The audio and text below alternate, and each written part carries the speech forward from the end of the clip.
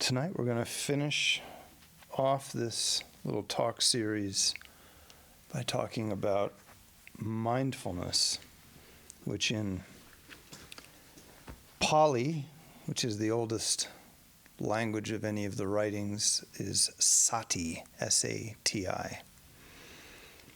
So the Buddha didn't speak Sanskrit and the Buddha didn't speak Pali. The Buddha spoke a dialect, and then when things were recorded, they were recorded in Pali, and then later they were translated into Sanskrit, which are similar. But these terms are very old, and they have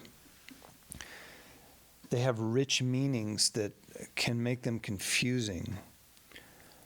So also when the Buddha chose words, he chose to use words that people already used, but he used them in new ways. And so there are specialized meanings throughout the Dharma. And that can throw us off. Just like, for example, when we translate words like mindfulness, when we take sati and have the word mindfulness, mindfulness already has a meaning in our language, and that meaning can carry over for people for a long time before they start to hear the word sati in mindfulness. So, mindfulness, I never heard that word when I was growing up, but I know that some people, that was a word they grew up with, and it just be mindful of something means to kind of pay attention to, be mindful of your speech, be mindful of the time. It means pay attention, track it. And this means a lot more than that. And in the same way, awareness means a lot more than we have the word awareness, and it doesn't really have a rich meaning. It's it's just used almost identically to the way being mindful would be, I think. So if we start out with the mind of a perfectly healthy human being, we would say that that human being is awake. The word for that is bodhi. And that being's mind is completely healthy. If we went just before the moment of awakening, we could describe the mind that has access to awakening, or bodhi. And that mind would be a mind where everything that mind is has been brought and unified into one thing. Just one extremely potent, blissful, happy, aware stream of consciousness that is on the verge of realizing something about itself, which is what tips it into being awake or being enlightened. And the mind right before enlightenment is in a state of health called jhana. And jhana is a state of optimal, perfected health that is preceded by a state that is often called samadhi. So what we want to understand is what do we do? Our minds are anything but unified. In fact, our minds have divided because of our condition into aspects of mind which are available to us, they're conscious, and aspects of our mind that are not available to us because they're unconscious. So we have the unconscious and the conscious mind. That's the way the West understands this. And it's a pretty good, it correlates a lot with notions of the alaya vijnana, the unconscious in Buddhist psychology, and then everything else which can become conscious. Our mind is separated into a million little directions. And it hasn't been introduced to any unifying theme, so it doesn't unify. It doesn't come closer together. The only time it might is when it's engaged in something that's very important to it, like I suppose when you gave birth. I know that you're both mothers. That was probably, your mind wasn't thinking about something else, you know. Like, you know, I like fiction. You know, it wasn't just sort of wandering around. It probably at least had a moment where it's like, get this baby out of me.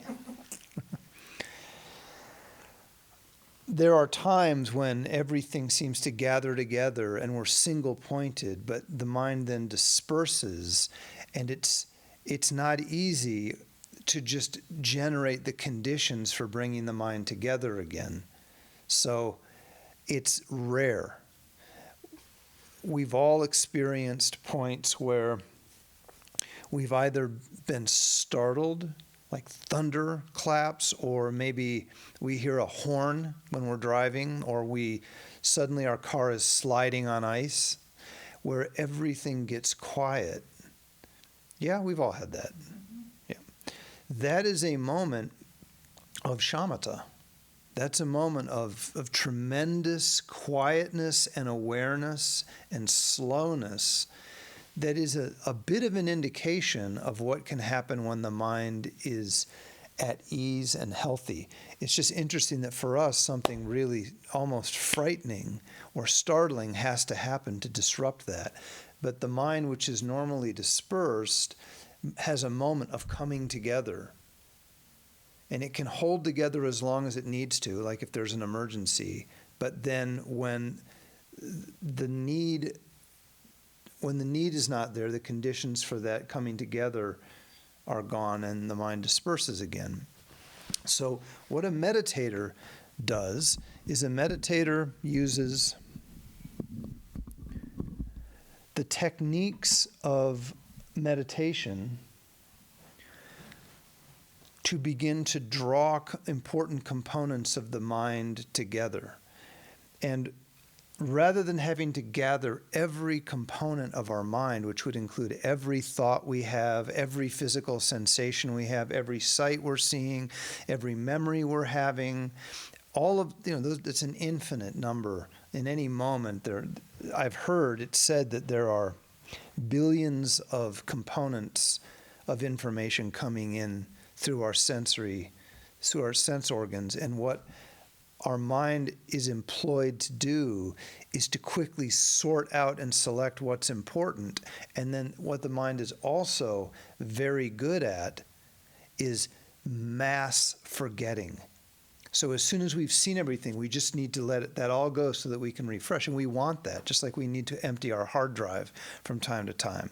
We don't want everything that's ever happened on the hard drive. It'll just fill. And if the mind filled, we wouldn't be able to just get a new mind. We don't have the right ports. So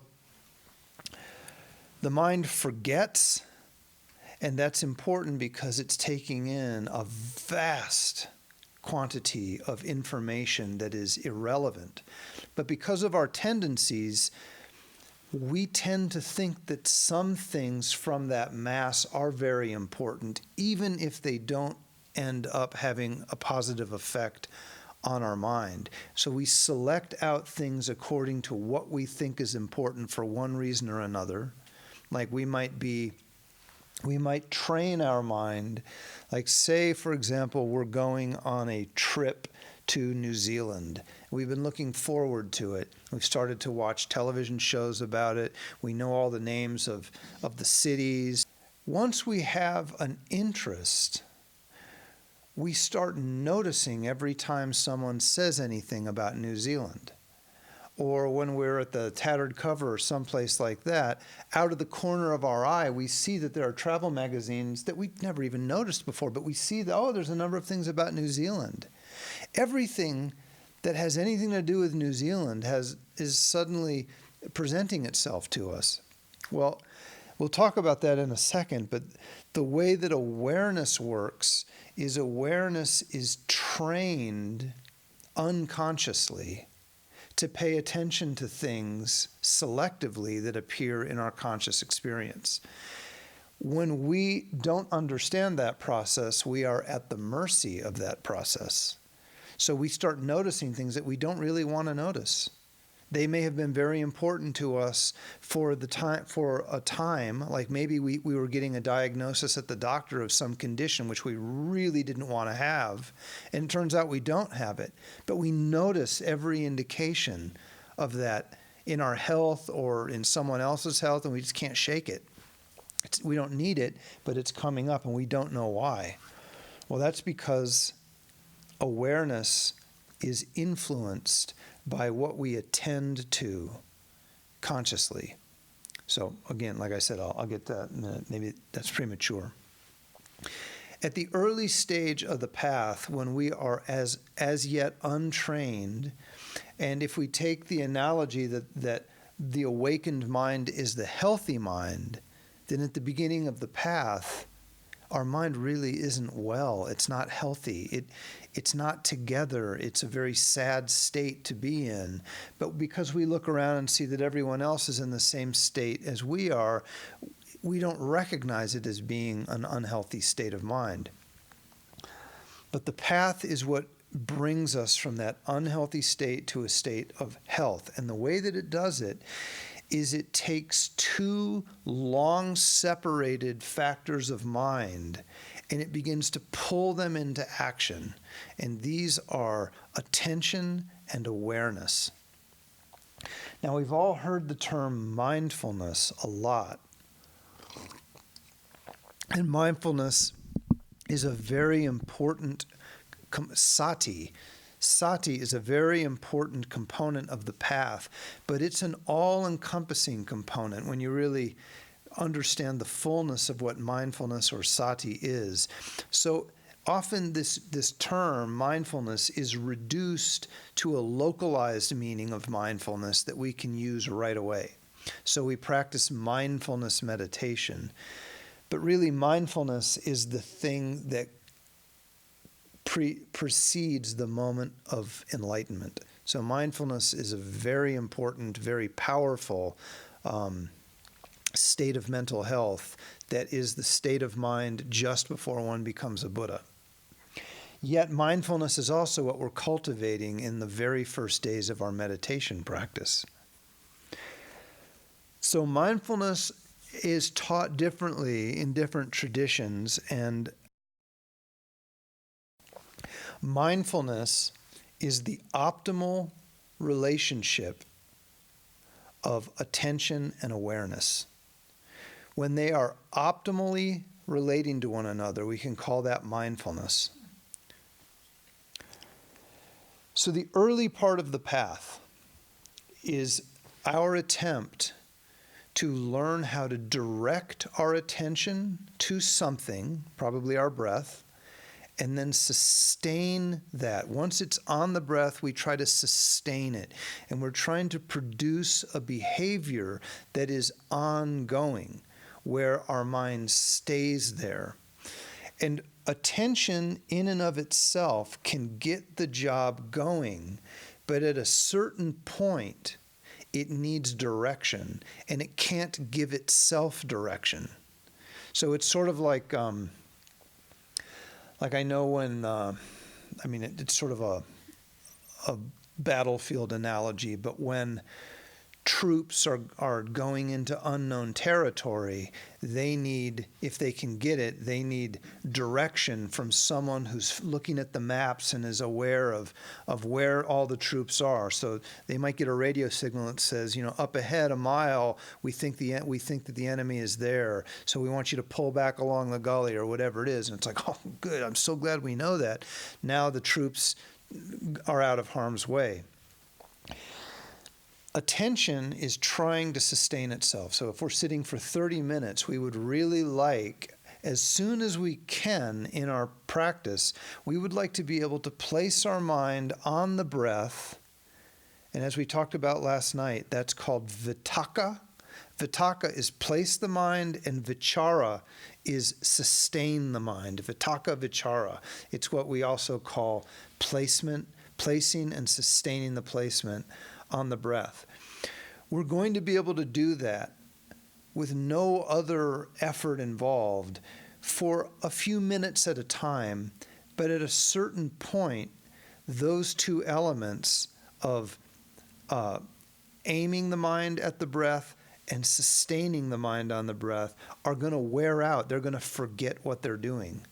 They're going to be there, but they're sort of waiting for direction. At a certain point, everyone's going to stop. The whistle hasn't even gone, and the workers are like, hey, break open the thermos, and they're all having coffee. And it's like, wait a minute, we have a deadline. Well, they need something that's sort of has a bigger picture, and what we call that is awareness. In particular, we call that introspective awareness. So,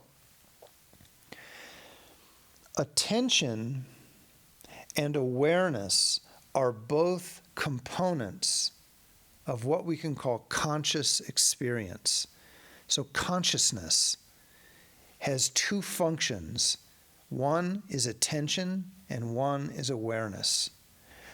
Attention is within what we call mind. So mind is everything we think, our notion of self, our memories, our emotions, all that takes place in this sphere of mind, which is below the larger heading of conscious experience. So conscious experience and mind aren't the same thing. Mind it's sort of like the body and the heart aren't the same thing. The heart is within the body. We need to have the heart, but the body is sort of what houses the heart. Conscious experience is the big picture, and within that we have the functions of mind. Attention is within the mind, so it's a function or an activity of mind. It is unable to look at the mind and see how the mind is doing, which essentially means attention can direct itself to the object that it's focusing on, but it cannot check in to see if it's doing its job well. So attention can't attend to itself. It needs something else that's watching it from a vantage point, and that's what awareness is. So awareness is interesting because it is not part of the mind. Awareness can watch the mind. So it's not within the mind. Just like the fingers can't grip themselves. Oh, maybe they can. Bad one. But the toes can't. The eyes can't see themselves. The tongue can't taste itself. The ear can't hear itself. Those types of things. Attention cannot attend to itself. It can only attend to an object that it's pointed at. But awareness can watch attention, place itself on the object, and can monitor to know whether or not it's doing what it's supposed to do. Well, when you know that your attention is on the breath, like, yeah, my attention is on the breath. When you know that that's the case, awareness is what knows that. So awareness knows that the mind is on the breath. And when the mind is off the breath, awareness knows, oh, back on the breath. So the knowing of what's going on is what we call awareness. So I have a little question. Mm-hmm. Sometimes, we place attention on the breath and awareness watching it, and then next thing you know, it's far away from the breath. So where was... Awareness was not developed yet. Again, at the very beginning of our journey, we're just learning how to aim the attention at the breath and then sustain it there. And just that effort might get us 3 or 4 breaths in a row. But if we want to go to 21 breaths or 50 breaths, we have to combine the skills of aiming and sustaining with the skill of watching to make sure it's happened. And this also needs development. So at first, our awareness doesn't even know where to look. What am I looking for? It's like we've pulled it out of the closet and put a uniform on it. And it's like, I don't want to work. I want to go back to bed. No. We need you because we're going for Bodhi. You want Bodhi, right? Yeah, I want Bodhi. It says that because Bodhi is essentially, it's big day. Awareness is going to be part of that show. And so it's like, all right, if it's Bodhi, I'll come along. And so we pull out a stool and we say, sit on this stool and look through this window and make sure that attention is on the breath. And if it's not, hit this button. And it will go, right, and it'll get back on the breath. Isn't that easy? Yeah, that's easy. I can do that, boss. And so attention comes to work. It's like, all right, on the breath. And awareness is like, oh, I think this is what I'm supposed to be doing. Everything seems to be fine. I don't know. And then it sort of walks around the office. And as soon as it walks around the office, attention just has a couple more breaths and then it falls off and its legs are going off to the sides. Where was awareness? I mean, attention fell off and awareness is over here sort of looking through the manual. It doesn't know what to do yet. So, of course, we have to be patient, but we're like, oh, okay, this isn't as easy as we thought. We thought we had the right person for the job. Well, no, the person that we wanted for the job apparently is a Buddha. No, the Buddha doesn't want that job. We have to become a Buddha. So, all right, we have to be more aware. And what we're going to need to do is we're going to need awareness to learn to remember that this is what it's supposed to be doing. And it takes a combination of effort with attention and then effort to be aware. We have to provoke awareness in this. So this is called mindfulness. Mindfulness is when attention and awareness begin to partner up. So the first thing that we need to do is we need to learn how to direct the mind at the object. Just really that. And we'll direct it and we'll sustain it just long enough to know that we've done it, which is, in a way, it's a step. And that accomplishes the first stage of shamatha. The next thing we need to do is we need to remember to keep doing that. So we need to sustain that placement longer. And the only way we're going to be able to do that is to not forget that that's what we're doing.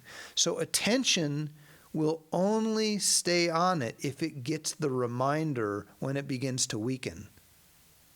So that's the first function of awareness.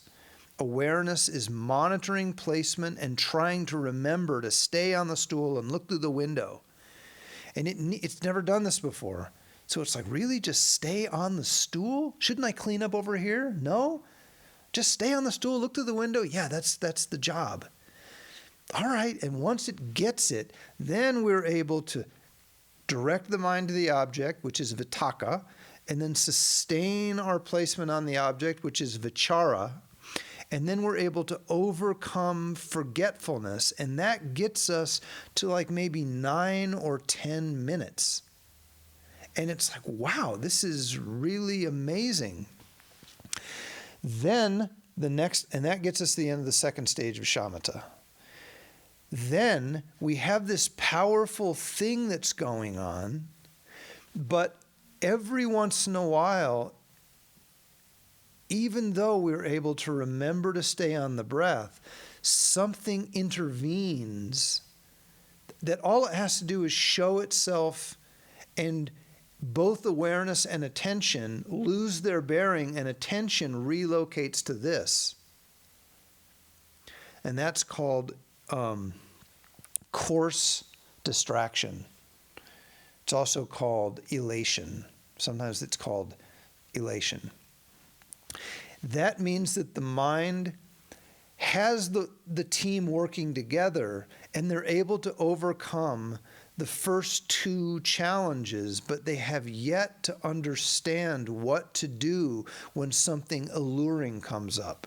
They know how to avoid forgetting, conking out, but they have not yet learned how to overcome the temptation to scatter off to something else. So again, it's going to be the effort of staying placed and then awareness, making sure that it understands that this thing has come up and it needs to, as soon as this thing comes up, It's almost like a sales rep comes onto the floor and is offering everybody hot dogs if they'll just, or something like that, or maybe, maybe something like that. As soon as awareness up there in the box realizes, oh my God, there's a potential distraction, it needs to get on the phone and get a hotline and say, look, stay on the job. Do not look to your left or to your right. And attention goes, oh, right, okay. And then it's successfully able to avoid being distracted by this other thing. That is overcoming coarse elation, and it gets us to the fourth stage, around the fourth stage. At this point, what we have done is we've developed the preliminary set of skills of placement, sustained attention, and overcoming the wandering off. And that is the preliminary quality of mind, which is called mindfulness. Now, let's say it's little mindfulness, not big mindfulness. Little mindfulness is able to stay put and monitor that it is staying put. And the way it does that is it's coordinating these two factors, awareness, or introspective awareness is what it's often called, and attention. Attention and awareness are working together. They're separate things, but they're working together. And by the time you get into the fourth stage, attention is able to stay on track, but awareness begins to notice that it's almost as if awareness is not doing a great job. It's doing its job, but it's not doing a great job. It's on the object, kind of. It's not really on the object. And so awareness has to pay attention, like very finely, like look in and go, oh, it needs to tighten everything up so that attention is now more like a knife blade. Before it was like a spatula, just pressing down on something, like making burgers. It's like an assembly line. Now, though, it's like a knife. It's cutting something, not burgers, though, because who wants a cut burger? Awareness and mindfulness have come to a point where operating independently of one another is making it problematic. And so by the time you get to the fourth stage, you're now entering what is called samadhi. And samadhi is where attention is not going to wander, and awareness is now able to get brighter and brighter. And when it gets bright enough, it's going to be able to see. All that has to take place beyond the sixth stage is the unified mind has to begin to mature and deepen. And that essentially it transfers into the body and into the nervous system. And one's whole being becomes this unification of positive qualities that's extremely simple, extremely awake, and it has the factor of pleasure and bliss going through it at all times. So when the mind has pleasure and bliss, it's unable to have rough emotions. So because it has bliss, it doesn't long for anything else. It's not disturbed by desire. And because it has happiness within it, it's not angry. And so it's sort of cleansed of all of the defiled situations that were going on before the journey began. And that mind deepens and deepens and deepens and deepens. And at a certain point, the mind is able to go into another next level absorption called jhana. And jhana is a platform where there would have to be something wrong with you not to become enlightened. You're just going to see it. It's like you look in a mirror and you see your face. And almost everyone looks into a mirror and sees their face. Some people might look into a mirror over there, and their face doesn't appear over there. Their face appears here, but with just the right guidance, they'll see it. So now one thing that's very interesting about awareness is that you might ask, well, how do we develop awareness? I know how to develop attention. Attention is easy to develop because it's just effort. I'm gonna pay attention, and we pay attention to something, right? We can all pay attention. If I say, pay attention to this, you can do it. In order to direct attention, all you do is go through a conscious process. Awareness doesn't respond to conscious process at all. Awareness responds to unconscious process. So we are aware of things or we're not. And we can't really make ourselves become aware of something. We can make ourselves pay attention to something, but awareness happens in a different way. This is where it becomes really interesting because you begin to understand why your meditation practice will only develop if your meditation practice is really important to you. The way that you train awareness to pay attention is to hold a conscious intention to stay on the object. By continually intending during meditation to pay attention to the object, you program the unconscious to be aware of whether or not you're on the object. So you have to plant seeds in the unconscious by intending. Intending doesn't make you aware right now. It's like an aspiration to be aware. But if you intend to be aware, pretty soon it begins to happen. So holding a conscious intention, valuing the state of meditation and holding a conscious intention are what will bring awareness into the meditation practice.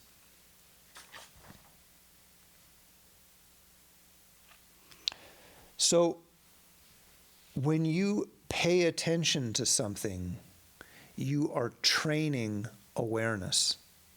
And that's good because awareness is going to keep attention on track. So the first thing that you learn to do is pay attention. That is training awareness that, oh, okay, we're paying attention to that. Okay, I got it. And then when attention goes off, awareness goes, hey, I thought we were paying attention to that. And then attention goes back to it. You see how that works?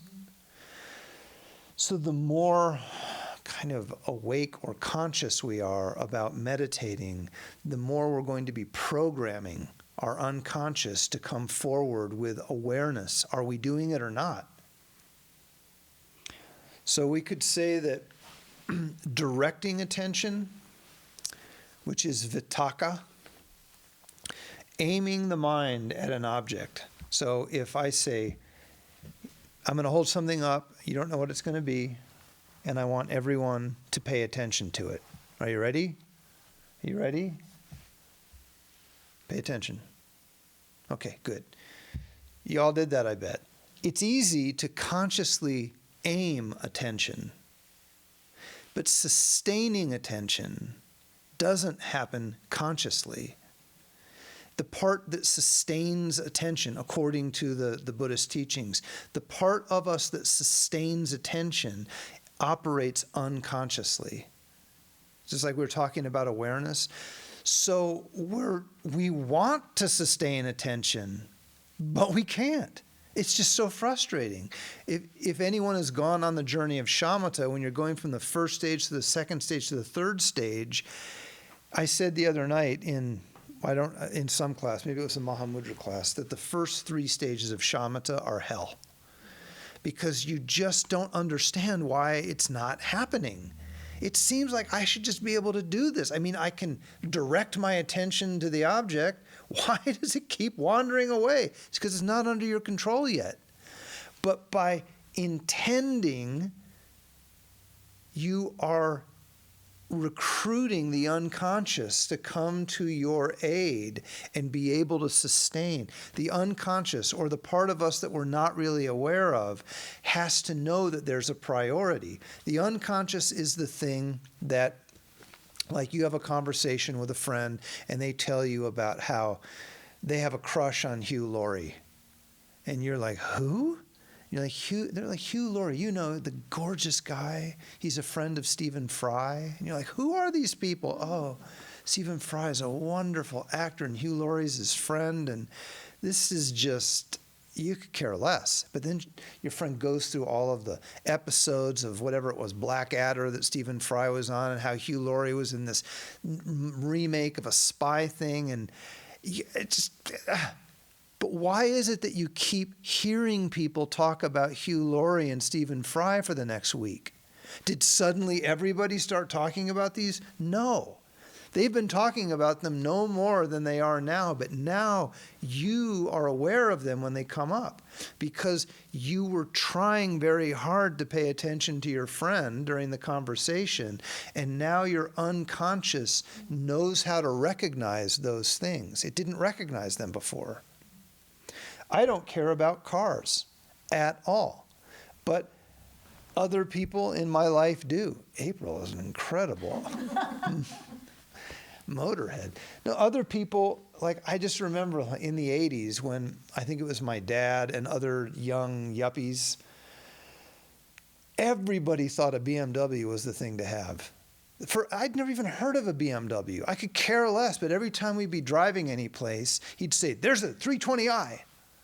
Oh, that's a 520i. That's like $70,000. And like, I could care less.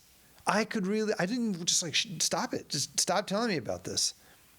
But he was really into it, and his friends were really into it. And so they would start recognizing BMWs, and they showed me, because I was a kid, I had to sort of, oh, okay, that thing on the grill that looks like this, that's the BMW signal.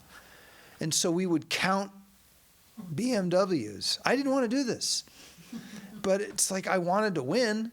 So I would, he'd be driving. I'd be like, there's one. Well, what was it, a 320i or a 2002 or whatever they were? And I'd be like, it was a 2002, I guess. Oh, good eye. Well, but to this day, I see them coming down the road. And I'm like, that looks like a 720i. I had no personal enthusiasm for that, but I put enough effort into it at that point that now I'm aware of it. And that is different than attention. Awareness just happens. You just happen to notice something. There's no processing that goes on. You don't turn your mind to it and go, oh, that's a BMW. You just like, BMW. Awareness is just quick. It's fleet. It doesn't take any effort at all, which is great because as your meditation practice develops, you're relying on something which is very lightweight. It doesn't take any big muscles. It's this automatic processing that happens. And so for our meditation practice, we are telling ourselves, pay attention to the breath, or we could be pay attention to subtle impermanence, the arising and falling of all phenomena. Well, at first, it's like, we're that kid in the back of the car. Subtle impermanence? I don't want to pay attention to this. You want a burger, don't you? Really? I can have a burger? Yeah. Point out subtle impermanence when it comes up. I'll get you a burger. I see it. How do I know you're seeing it? Because all phenomena are arising and dissolving instantaneously, Dad. That's pretty good. There's Bob's Big Boy. And then you turn off. Now, that kid is just like, they're at college and their mind is just suffused with compassion and wisdom. And then they get a burger. So we have told our awareness that this, or we've told our unconscious that this is a priority, this is important. And so it goes through the labor of, okay, this is the thing that we're doing now? Yeah, that's the thing. Okay, all right. I think it's arising again. Good, you're starting to get it. Okay, it's pretty easy now. Okay, there it is. Everybody, don't you all see it? Do you see what I'm saying? Pretty soon attention can't do that. Attention is going to be amazed at how quick awareness picks up on everything. Attention is dutiful. It's just this, it's like doing this thing. It's just like, okay, I'm here. Oh, I think I've hit a bump in the road. No, you're fine. Keep going. How do you know that? It's irritated because awareness doesn't have to work. It just sees. Attention has to work.